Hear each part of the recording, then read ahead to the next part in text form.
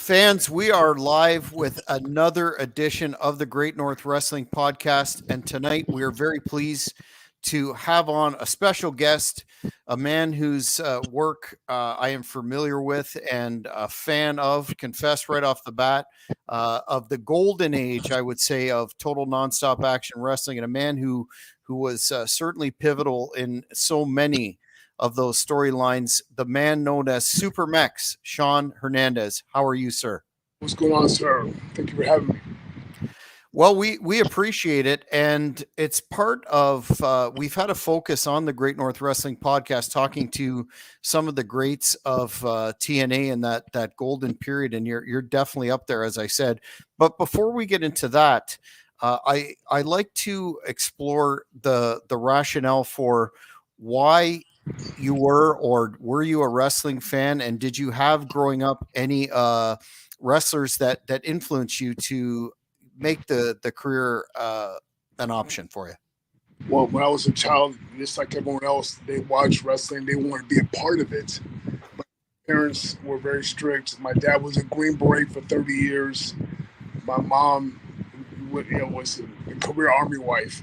So I had to go to college. I had my choice: go to college, go in the military. And every day from 16 on, my dad, every month, would put that pamphlet for the Army, for the Marines, for the Navy, said, look, this is your future if you don't get a scholarship for sports or academic. And I was okay in academics, but I wasn't getting a scholarship. And I wanted always been wrestling since like maybe 9. And so living all over the world, because my dad was a Green Beret, we got to see everything. We got to see Georgia Championship Wrestling, because every 3 years you moved. Then we saw AWA when we lived in the Midwest, and then WWF when we lived in the East Coast, and then we moved, finally settled down in Houston. I got to see Paul Bosch wrestling, and that's where I got to see guys like myself that were Hispanic on TV. I've never seen it before. I got to see the Guerreros, Mondo, Chavo, Hector. I got to see Emil Mascaris. I got to see, this beginning, we seen Conan and AAA and stuff like that. So then my mindset, man, maybe if things don't work out, maybe I can be a wrestler. But I didn't become a wrestler officially until after I exploited all my football dreams. Mm-hmm. Mm-hmm.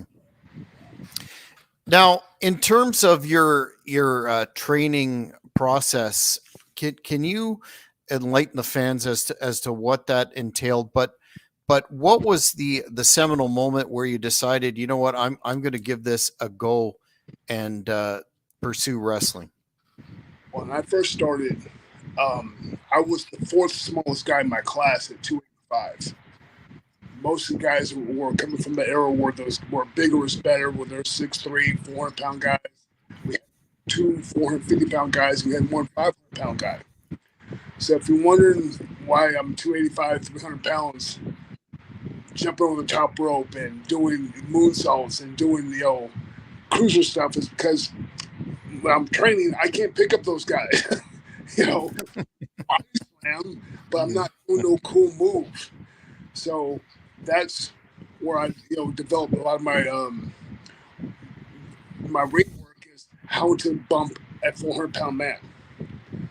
And I mean, I remember one session for a while, I was going every day against Phil Martin. And for guys who know about strongman competitions, in the mid '90s, he got placed second in the world's strongest man in the whole world. Mm-hmm. This guy's 6'5", 400 pounds with a 30-inch waist. That was my indoctrination to learning how to sell, learning how to get. Mm-hmm. Mm-hmm. One of the fans is asking here a question. Wondered if you were signed by the WWE, which is one of the things I was going to ask you down the road. If you ever obviously were approached by them, he's asking, would you think they would want you to do a stereotypical gimmick and ruin your already known character from TNA? I guess that's a lot of speculation, but Go for it. You also got to realize I got trained in the late '90s, so there was nothing but stereotypes for the minorities, and I was doing dark matches in WWE from like 2001 to 2003, and they every time they came to Texas, they gave me dark matches. But at that time I was going to Japan a lot, wrestling Mexico. I got a couple tours to Germany and Puerto Rico, and I like being in Jet Center. It was awesome, and Mm-hmm. I never forget. This is a true story. We had a landline at my house, and there's a Stanford number coming up. I go, man, this is my shot. I'm gonna get. They're calling me. They're calling me. I told my wife at the time, man, we're in the money. Mm-hmm. On the other end of that phone, the gentleman said, "Hey, this is Tom Pritchard from WB." So they just proceeded to rip me an ass for about 3 or 4 minutes about how I'm doing things wrong. Because back then you had to send you couldn't send you send like a VHS tape and an 8x10 of yourself and mail it and hope that they look at it. Well, I didn't realize that the previous guy Kevin Kelly got fired. I didn't know, so I probably didn't address it to him. So he was reprimanding me for not addressing it to him, and after about 2 or 3 minutes, he started, just going off on me, telling me, I don't like your work. You need to change your whole look. And we already have one bald ass. You ever heard of Stone Cold Steve Austin? I go, okay, sir, if you could help me out, please never call my house again. And I hung up on him. And that's why you never see me WWE. Wow. Well, you did do some dark match work with them in the early 2000s. What was your impression in terms of because of your size and charisma? They must have had they were giving you a look or something like that. Was that your impression too, or was it different? I had no clue what they wanted. I mean, one thing that I stress for these younger kids now, man, look to a mentor, to someone who's already been there. I had no one because my trainer at the time, Tugboat Taylor and his son Chaz, they were big in global wrestling on the ESPN channel. Mm-hmm. They had heat or something, negativity. When every time I was brought into WB, I remember the big Black Jack Alonso. Lanza, yeah. He would take me around to all the older guys. Hey kid, tell them who trained you. I said Tugboat Taylor, and they all would get a big laugh. So I felt like a big joke, because they were paying me $250 just so they could tell jokes for the whole day. And then they would give me a match, but I never thought they were taking me serious. And then one time I wrestled Joey Abs in San Antonio. They always gave me nice matches. They were always great to me. They were always nice to me, super respectful. They always gave me the last match before Raw starts live. So everyone's in their seats, the crowd's red hot, and I remember Tony Gurria, one of the agents, told me, "Hey man, I noticed you do that big tope over the top rope." Alan goes, "Can you do it tonight?" I go, "Sir, I'll do whatever y'all want me to do. I want a job." So we're in San Antonio, I'm wrestling Joey Abs. The match right before Raw, get beat up, do my comeback, I do my dive and hit it in front of 20,000 Mexicans with last name Hernandez. It's like I'm ready. I'm ready. I can't get higher than that. Mm-hmm. I go to the back. It was like a morgue. No one would look at me. No one would talk to me. Nothing. Because if you remember back, before like 2015, every place had a certain move set that the wrestlers respected, and they don't do those moves. So at the time, only the Undertaker did that move. I did the big dive. Mm-hmm. I didn't do that dive because I wanted to. I did it because I was asked to. Mm-hmm. But of course, obviously, the guys, they were like, would look at me. I mean, for about 20 minutes, I'm super uncomfortable. And they thought I went to business for myself, but I mean, man, I'm just like you guys. I know what I can do, and I know what not to do, and to make sure I don't get unnecessary heat. So it was awkward for that whole time, man. Did you feel it was a miscommunication, or was it a like an intentional kind of setup? I think it was a miscommunication, but I think in hindsight, I was too young in the business. Maybe that's 3 years. 3 years, from '98 to 2001. Like it's 3 years before I don't know what I'm doing. So I'm going to do what someone who's respecting the business tells me to do. If you want me to just sell and get beat up, cool. If you want me to do cool moves, cool. I'll do whatever you want. I'm just like every other guy. I'm not trying to make going business for myself. I want a job. I was tired of loading trucks. You know. Mm-hmm, mm-hmm, mm-hmm. So you were already establishing a name for yourself. I read that you, of course, did a lot of work on independence, et cetera, honing your craft. Then your early contact with TNA, I understand they brought you in approximately 2003, and you were doing some dark work for them, which then segued into a more permanent spot in 2004 with Jeff Jarrett, et cetera. How did you first make contact with TNA and ascertain that they had interest in you? um, I was going to Japan a lot. I was going to Mexico a lot, and I kept spinning my wheels. I would when I'm wrestling on the independence, I'm making 75 to 100 bucks, and I would go to all Japan, do 2 tours a year, make 2,500 bucks. I would go to Mexico, make $400 or $500. I wanted some consistency because I had a kid, I had a family. I want this to be my full time job, and this is very instrumental in my career. I humbled myself, and I got in contact with Bill Behrens out in Georgia, and he told me work on your transitions, your selling, and your character a little bit, and more of your cardio. You have a shot to be on television. So I humbled myself for a year. Every other weekend, every other weekend, I drove to Georgia from Texas. That's a 12 Wow. drive. The biggest payday I got was maybe $30. Wow. After a year, look what happened though. It cleaned up my work, and guess what?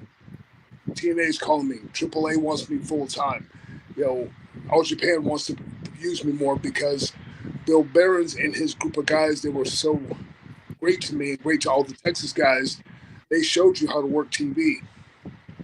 And I've never had that experience from someone who's actually educated about television to show me.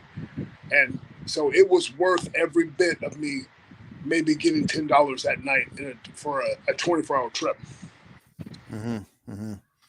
But it shows your dedication. A fan is asking this question that, in their opinion, wrestling in Mexico for, I guess, AAA and Japan would have been your best bet, and they probably would have booked you better. Aside from that invaluable experience that you're touching on, do you share that opinion or nuance thereof? At this point in my career, I am at loss. I was always an upper middle card in what TNA or wherever I went.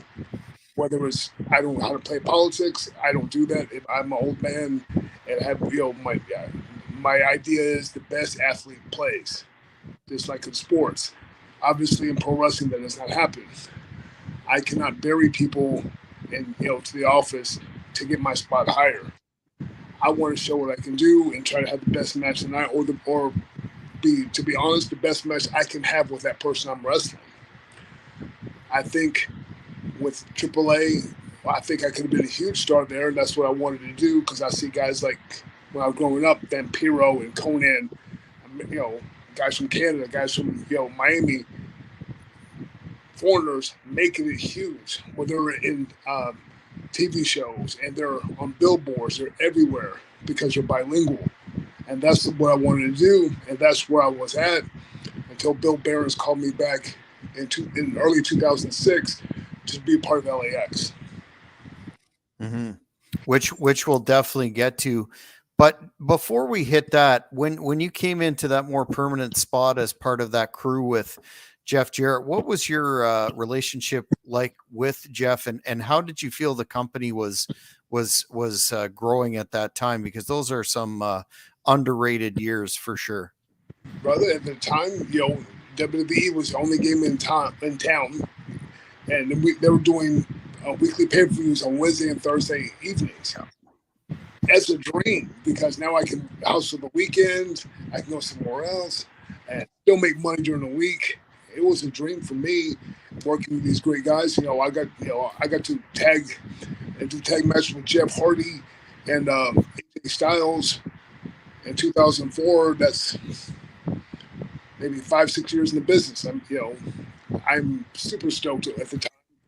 The reason why that trio, because we were doppelganger for the Three Life Crew.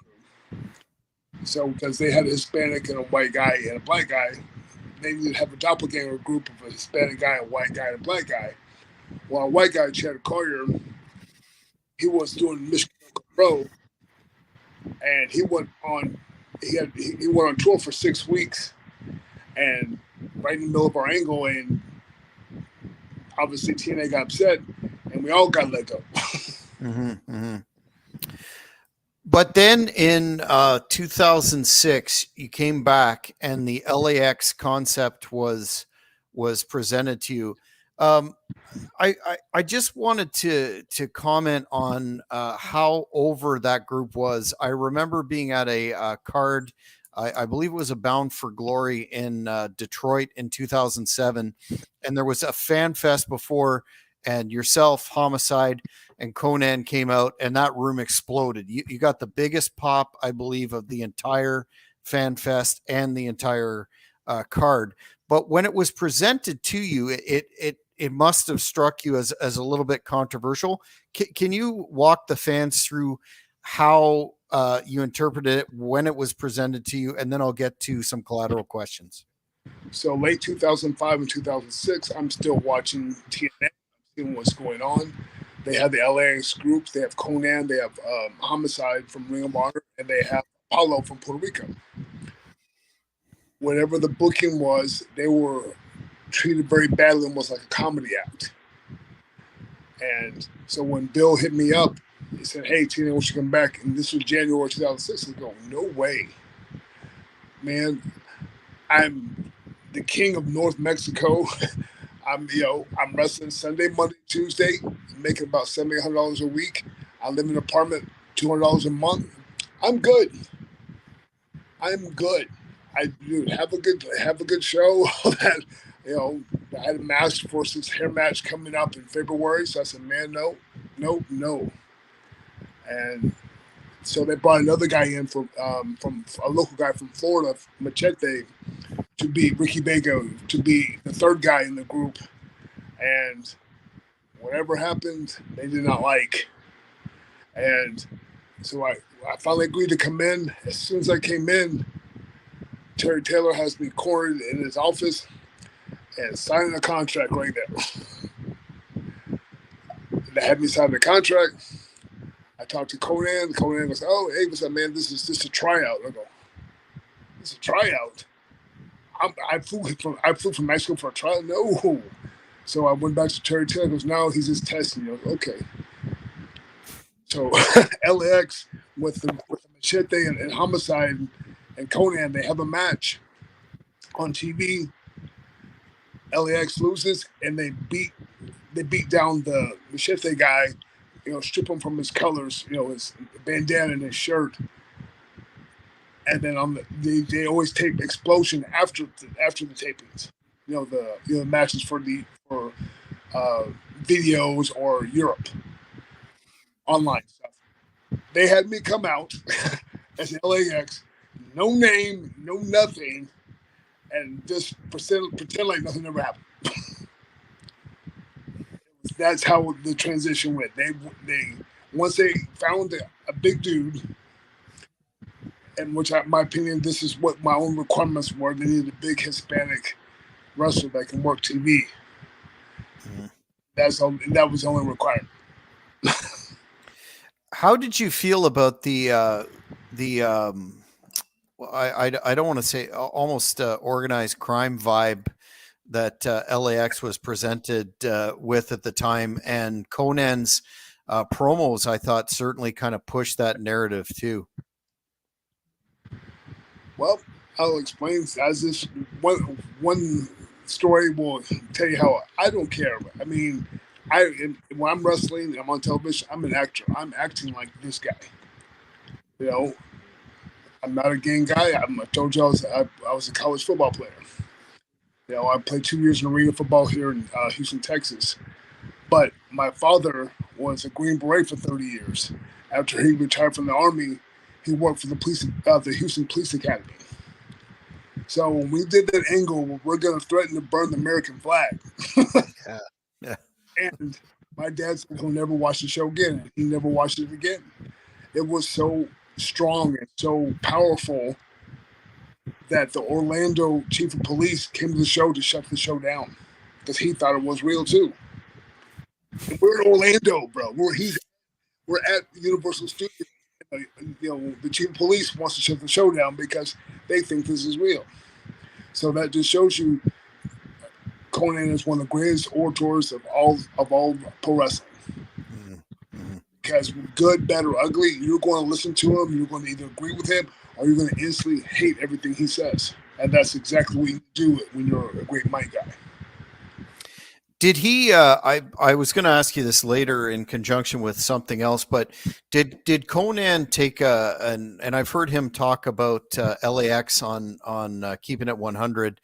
Did he take a lot of an instrumental role in particularly how I know he was kind of the godfather figure of LAX, but did he take an instrumental role in what you were doing in the ring and on the mic? Well, people don't realize, time goes by quick, but Conan was only with us for a year. He got into it with the office and he quit and went back to AAA. So, but when he was there, oh yes, if you notice, you can go back to those old videos when we were red hot as heels. We were informed under any circumstances, because we came through the crowd, through that side entrance. Under any circumstances, any white kids that put their little hand up for a quick five, no. You leave them hanging, don't even look at the white kids. Because, it was kept like, kind of like a work shoot. Well, because, I remember Earl Hebner, he thought we were legit shooters coming in there because the way we presented ourselves and the way and how aggressive that Conan had us do our beat downs and everything. We weren't doing nothing cute at the time. We were just chopping meat, throwing you around, trying to, homicide might stab you, you never know. And make that tag to me, and I'm just hitting every big move I ever thought about. And made up 5 of them during the match. Just, what are we doing? Just tuck your chin. Boom. Tuck your chin. Boom. And when you get that, it was like like a coach giving you a big pep talk before a show or before a game. When he's preaching that his verbiage, it gets you hyped. And the gunshots, boom, boom, boom. You think you're invincible. You think you're that guy. 15 to 20 minutes, you think you're that guy. And everyone believed that we were legit gang guys. And because, by the time our face turn happens, every person you saw at the Orlando studios had an LA shirt on, whether it were white, black, purple, green.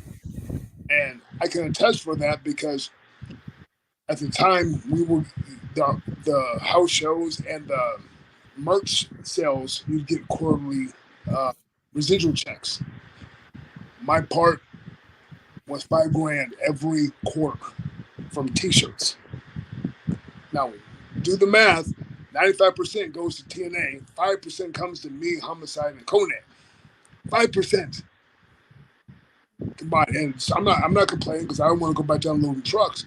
But if I'm getting $5,000 every quarter, Do the math, right? I'm good.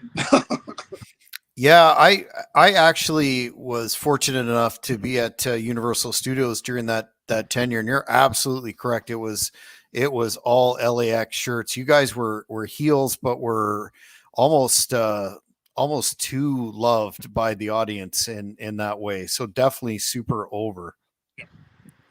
Got a fan question. I'm going to take a couple before on to the next one.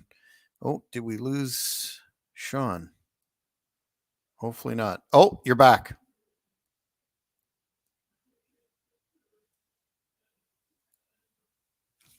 Let me see. You're muted. Sorry. Your mic is muted. It's saying not connected. Sorry. Okay, Okay. there. Now you're back. Okay. Now you're back. The Yeah. the beauty of live StreamYard. Richie Hodkins wants to know, would you ever make an appearance for AEW? Sir, I'm just like everybody else. You pay me what I want, I'll go wherever you want.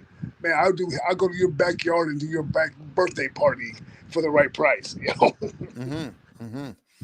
That's excellent. Well, I hope Tony Khan is watching, because you're still in tremendous shape, and I'm sure, having seen some of your recent work, that you'd be a great contribution to that roster.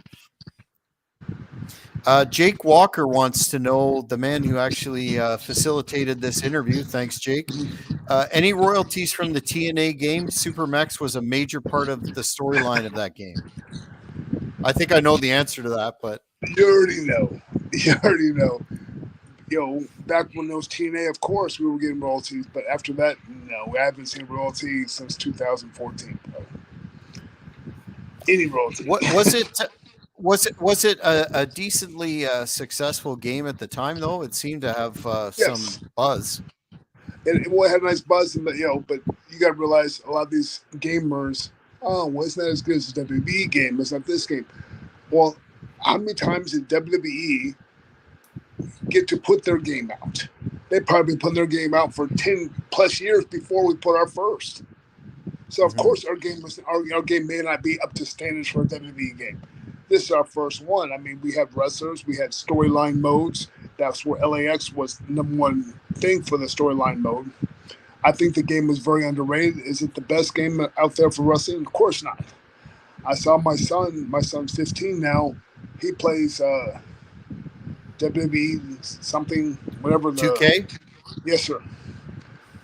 Someone downloaded me on the game. So I got like an 88 rating. I'm good with that because he was showing me the ratings and how it worked. I saw like Macho Man had 86. I go, I'm real good. If I get to be better, Macho Man, I don't have to play the game. I'm good. You're golden. They should put the belt on you in the game for sure. Another question from Water Sniper wants to know: did you feel bad or nervous after border tossing Gail Kim? Ah, yes.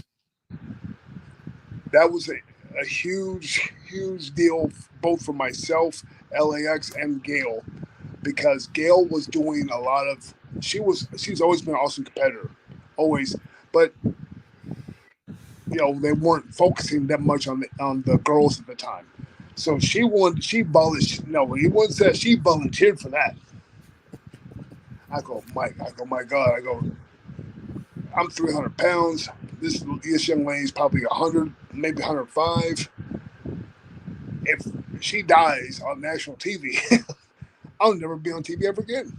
Mm-hmm. And I never threw him one time until the actual deal. I showed her how to pick her up and all that, and she took it like a champion, man. After she took that bump, it turned LAX into super killers and turned her into the perfect baby face, for the knockout division. So it killed two birds with one stone and worked out perfect for both of us. Mm-hmm. And she didn't get hurt at all. No, she's a warrior. She probably took the best one. Absolutely. So, I mean, you had so many, like, if you go through the record, you had so many great opponents and matches in TNA when you and Homicide were on your run. Yes, sir. A lot of fans still talk about your program with Team 3D and the Dudleys. In addition to that particular series, do you have any other favorite matches as part of that team? LAX versus 3D was always money. I remember when we were going against AJ Styles and Chris Daniels, and then the only reason, and here's a thing for people who are TNA trivia. The only reason why we got the program with AJ and Chris Daniels was because they had to do the X division, the X, what do you call that thing? Ultimate X? The Ultimate X. And the guys in America's Most Wanted said, hey, man, we're like 240. We don't feel comfortable being up there. Now, remember, I'm 305 at the time. And I've always the mentality, I don't want to unload trucks. LEX, would you want that match? Conan said, hell yes, we want it. Because I'm, at the time, I'm 305, I'm doing 19, 20, 22 pull-ups in a row. So I'm good. And they made me go before the show, and because they set it up and make sure I can handle it. I go, okay. I went all the way across them and back, and they go, okay, just don't show nobody else because no one's ever seen someone as big as you do that. So don't do that. Wait till the show. And that's why we got a big. That's how we got a big push because AMW turned down that Ultimate X match. I'm glad you brought that up because I forgot that. One question I'm going to ask you, or I was going to ask you later, but I'll pose it now because Billy Smith, a fan, is asking, how did it feel to pass the torch to the new LAX and that storyline, which was really memorable to say the least? We wrestled Santana Ortiz on an indie show probably a year or two before that, and they're really, really, really talented guys. The OG LAX, that was a little bit bitter pill for me to swallow because remember when I was talking earlier, LAX was almost like a joke before I got into it. So for me to pass the torch to someone and I'm still active, that's what, I still have small issues now with wrestling where everyone wants, hey, who's the next big wrestler out there? Who's the next big thing? Who's the next future?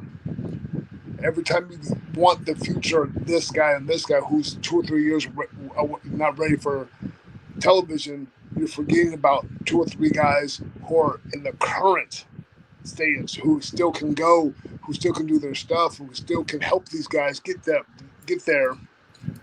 So it was a little bit bitter, but those guys were beautiful kids. They listened, they sold, all their stuff was really, really snug, very, very good. So the matches obviously turned really well because another fun story, that match was only supposed to be a one and done. We were supposed to wrestle those kids and for the pay-per-view, put them over, and that was it. Here's the torch, boom. Wow. But obviously the match went so well, we went from July to September. Yeah, that's surprising given how it's just a built-in moneymaker right there. You wouldn't want to one and done that. Well, do you have any thoughts on how they were used in AEW? That from a person who was a fan of their work in TNA and their legacy there, it seems like they weren't really used to their full potential after the Chris Jericho faction. I honestly think, and this is my opinion, Santana Ortiz are amazing wrestlers. They were not ready to not have Conan next to them. Because, with Conan, with the verbiage, he can make anyone unstoppable. He made those kids unstoppable, made them believable to go against me and Homicide and Eddie Kingston. When you take the mouthpiece away, like for us, when we were LAX and Conan quit and went back to AAA, they didn't like how I talked on the mic because it was a huge step down from Conan. They didn't like how Homicide talked on the mic. Why do you think we got Hector Guerrero? Why do you think we got Shelly Martinez? Why do you think we went from the hottest thing ever to, oh man, they can put on awesome matches. So let's put them in like multi-man matches. Let's put them in, you know, 8-man tags or something like that, because they didn't want to invest in the character at all, or have someone who knew how to invest in the Latino character. So when you're having guys like Santana Ortiz, and they're still young in business. Remember when Conan was on the mic for us, I didn't ever talk. Homicide never talked. So when these kids, when those kids have the godfather of Latino wrestling in their face, in your face, and they're next to them, and they don't get the mic time, it's not the same believability as when he's there. If I was AEW, I would have brought Conan with them. There's no way, without a shadow of a doubt. I mean, it's foolproof. He did it for me in Homicide. He did it for Ortiz and Santana. He can do it for anyone. It's virtually foolproof to have him bring Latino stars and him spout his verbiage and elicit crowd responses, yays or boos, whatever you need him to do, and make money.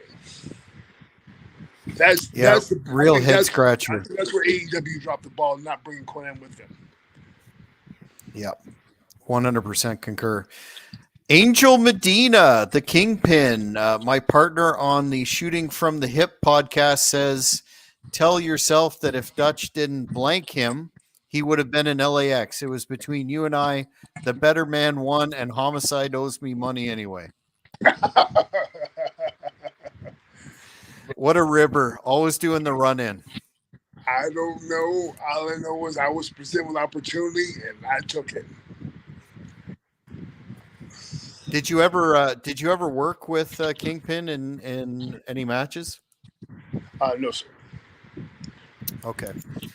Well, there you go, Angel. I hope that answers it, because you have brought that up before, and now from the horse's mouth, so to speak, you have your answer. In 2008, after the dissolution of LAX, you started to receive a pretty good singles push, and a lot of fans have wondered why, and even in the comments here, why the organization, the company, didn't put the belt on you. And you had shots too, of course. Well, I had a plethora of shots. They gave me the not Money in the Bank. I forgot what they called it. King of the Mountain thing? Where you cash in the briefcase thing. Oh, yes. So I won that. Feast or Fire. Feast or Fire. So I won the title shot, and Homicide won the cruiser belt shot. And obviously when Homicide cashed in, he won. So everyone was expecting it. Everyone, me, you, God, all three of my kids. Oh, here comes his turn. They did some screwy with the main event Mafia stuff, and they had me wrestle Sting. It went to a DQ. Then main event Mafia beat me up, and then Scott Steiner threw me on a suplex. I landed straight on my top of my head, and at 300 pounds, I didn't realize it. 4 months later, I finally get a MRI. I have a broke neck. I had to get a C5, C6 neck fusion. But I think the problems was Dixie was behind the singles push. Jim Cornette was behind the singles push, which is a great guy. He was always been great to me. I don't know how he is with you guys. I'm sorry if he's not, but he was always great with me. And Vince Russo. They all had to concur if I was going to get the belt. And Jim, if you saw my singles matches back then, he aged them and put them all together. He put my promos together to make sure they were short and sweet, so I didn't look stupid. Because I'm a big power guy, I'm not a talker. So he made sure everything. So I mean, if you look back on that time, man, every time I came out of that curtain, they saw the Mexican Superman right there, and everyone in Orlando was behind it. And then I kept getting an excuse here, excuse here. Oh well, wait till here, wait till here. In my opinion, I still got that mentality. I don't want no trucks. I'm not rocking the boat. Bro, I'm making 90 G's. Why do I care? I'm still over. I can still get myself over no matter what. So I'm fine. And I get apparently that mentality does not get you the singles heavyweight title. So, and Yeah. hindsight, because I'm getting older, I wish I would have won it. But I mean, at the time, no, I didn't care because I was still getting the same reactions. I was still making the same amount of money, and I'm good. I'm not a greedy guy at all, man. If I gotta carry that belt for 3 months, I gotta pay baggage claim, extra baggage, So I gotta pay that $35. I'm good, man. And it was certainly a heavy belt, wasn't it? Yes, sir. Even Well, the replica weighs 40. I got to touch it a lot, but though I got to touch the belt a lot, I never got to wear it, but I got to touch it a lot. What could have been. Gabe, a fan, Gabe Lopez is asking if you can talk about them, I guess the office, asking Homicide to wear lifts and Conan getting heat for that. I've never heard that story. That was, I'm sure that's something I never heard of. I'm sorry, I don't think that was true. Just internet speculation. If it was true, it happened before I got there. But Gotcha. from March of 2006 on, it did not happen. A fan on social media also wanted me to ask about this information or conjecture or what have you that Conan has talked about on his podcast about you having a photo shoot commissioned by Dixie Carter. Is that what's the real deal with that? And then it was never released? Okay. There's been some partial truths and stuff like that. When I was getting that singles push, I was flown out to Nashville from Texas, and I give my size and my clothes, and they had like between 7 to 8 outfits picked out for me that they, off my sizes. I tried them on, boom, boom. Had their stylist, whatever. I have no hair, so I don't know why they had a stylist there. And I was taking pictures on top of the TNA office, all through the hotels around town for different photo shoots to change the ghetto-ness of my look to be more singles push guy. So that is why you have not seen those photos. Because if I'm not getting the singles push, why would you see those photos? And it's all it is me, every bit of 300 pounds, trying to look GQ. So it's nothing rough, but I mean, that's what happens. If you're not getting the why use it? But I heard it was quite an expensive deal. They invested a lot of money into you, so it's kind of a head scratcher why they wouldn't put the title on you. Well, her husband Serge, he wrote that riff for the Hernandez theme. They bought me those clothes. I got to keep those clothes. There was, yes, they invested a little bit of money. I wouldn't say a little, for sure. It was there. Some anyway. So you touched upon the fact a moment ago that there was that awkward period of time when Cornette and Russo were in the company, yep. And Vince Russo was doing a lot of the writing, etc. What was your relationship like with Russo, and did you did the locker room, so to speak, at the time sense that there was a dysfunctional dynamic going on there? I wouldn't say dysfunctional. There was a lot of miscommunication. If you were not in the main event at TNA at that time, you love Vince Russo. If you're not in the main events, you love Russo. He's going to write his ass off and make sure everyone, as many guys as he can put on, many guys and girls he can put on that show, whether it's a vignette, whether it's an 8-man, whether it's a 10-pan, whether it's a rumble, whether it's something, he's going to make sure you get paid. So if for anyone who says that Russo is a bad guy, if you're not, as long as you're not in the main event, brother, you cannot lose because he's going to make sure, like Kevin Nash with the X Division, skits. He got all those guys paid because they got TV appearance with no match because he made sure that there's only 2 hours of time, and we had 50, 60 wrestlers. So it's hard to get all the guys on the show. I have no qualms with Vince as if I'm not in the main event.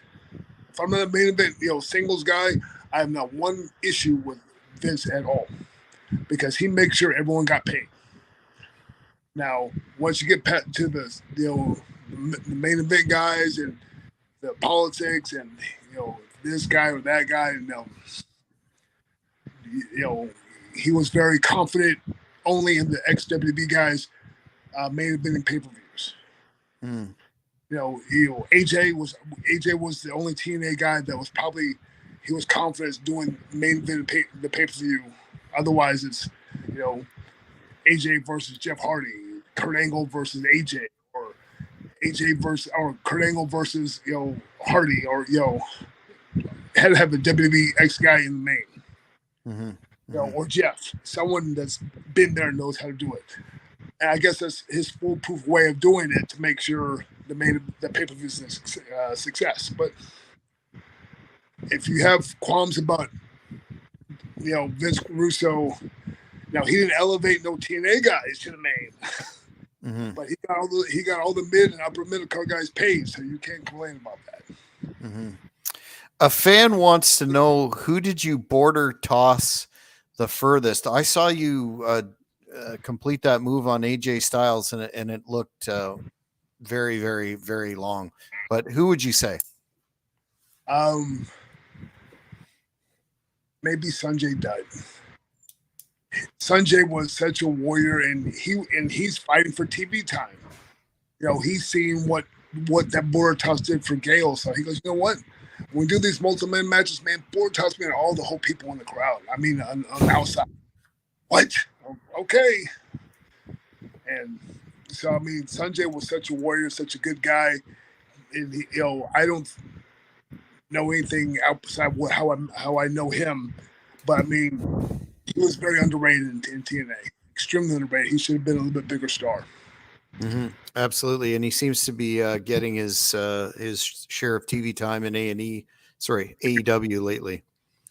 What were your thoughts on the angle that ended LAX when Homicide turned heel, and the faction was for that period of time put to bed? It seemed like there was a lot more gas left in the tank for that incarnation of LAX. Was there any particular reason why that happened? People forget we were only LAX, me, Homicide, from 06 to 09. Yep. 3 years. Yep. So there was plenty of gas. Mm-hmm. The powers that be did not like Homicide. Mm. The new regime did not like it. This guy can wrestle. This guy has the, wrestling wise, he's the one of the greatest wrestling generals I've ever been in a ring with. Put that in perspective, I could go to, I would be me, Homicide, AJ Styles, and Christopher Daniels, and we're all putting the match together. I can just play on my phone. I can take a nap because he's so great in putting the spots together and put the match together. He don't even need my input because he knows what I can do. So those three guys put the match together when I went to go get food, when I went to eat, because why would I argue with guys who've been in the mains over me? So I don't know, the new regime with the Bischoff and the Hogans, they didn't like the accent, the look, nothing. and I thought it was a huge mistake because they put him in the world elite. They put him, Eric Young is always doing comedy. Now he's super serious. You're making that faction look very bad.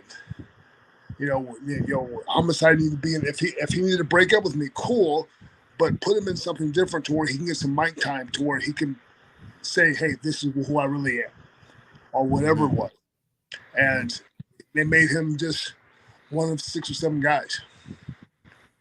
And the writing was on the wall. That's why I went to Mexico. I went to Dixie when that moment happened, when he turned on me and all that. I asked Dixie, Dixie, there's too much clutter here. I don't know who's in charge. Vince is in charge. Hulk's in charge. Eric's in charge. Let me go to Mexico. You want me to be a babyface? Cool, I'll go to Mexico. I speak Spanglish. More Tex-Mex. So, it was not going to hurt me to speak better Spanish. So I went there for 9 months. And during that 9 months, I started going there in March, and they fired Homicide in July. Mm-hmm. And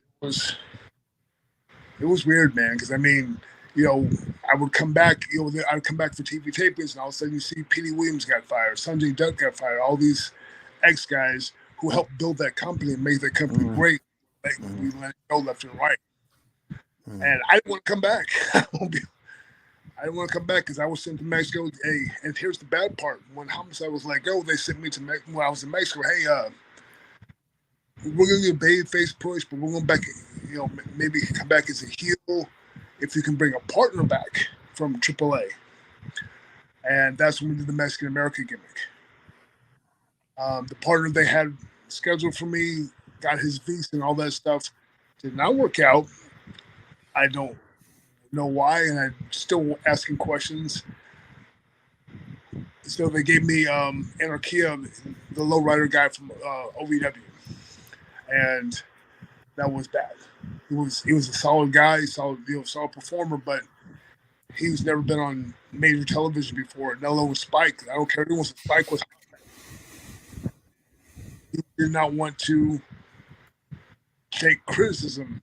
He wanted, I've been on OVW TV, so I can know what to do. And he didn't know what to do. And then so everyone looks back at me. What am I supposed to fight him and make him do it right? What am I supposed to do, Mm-hmm. And it was a very uneven run I had with Mexican American. We're quickly running out of time. So if you're willing, I'd love to have you back for a part 2, but before we go, you spoke to how the Hogan Bischoff deal worked out in the end, but I remember the excitement being a long-term TNA fan when they came in, the hype that this is going to propel TNA to the next level, and even that experiment when Raw and the TNA show went head to head. In the locker room, was there that sense of optimism, or was there some dread given the history of Hogan and Bischoff? It was the history of unknown, because they took the 6-sided ring away. They put the ramp. They put the 4-sided ring. The first chance they got, they brought the Nasty Boys in with a feud with the 3D. Nasty Boys have been cool with me. They're cool guys. But, why would you bring guys who haven't been on TV in 10 years and put them in a major program on TV with 3D?